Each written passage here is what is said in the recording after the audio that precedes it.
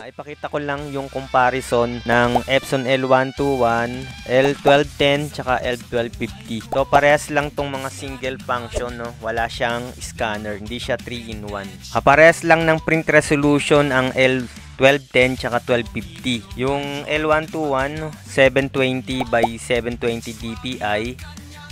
Dot per inch. Ang 1210 560 by 1440 dpi, same ng 1250. Sa connectivity, pwedeng USB 2.0 lahat, no? Ang kaibahan lang, yung L1250 meron siyang Wi-Fi. Pwede mo siyang i-connect through Wi-Fi. Regarding naman sa mobile printing, no, pwede naman siyang makapag-print lahat, no, yung L121, 1210, 1250.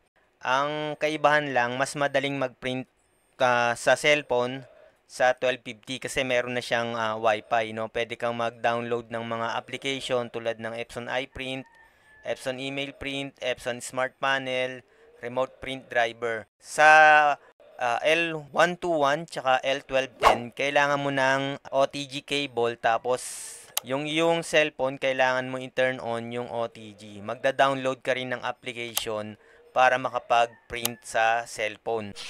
Sa print speed, colored sa Epson L121 4.8 page per minute, sa black 9 page per minute. Sa L1210 and 1250, same lang. Sa colored, 5 per page per minute, sa black 10 page per minute. So same lang siya ng 1210 and 1250. Para sa buong detalye, click ang related video. Huwag kakalimutan mag-subscribe. Maraming salamat po.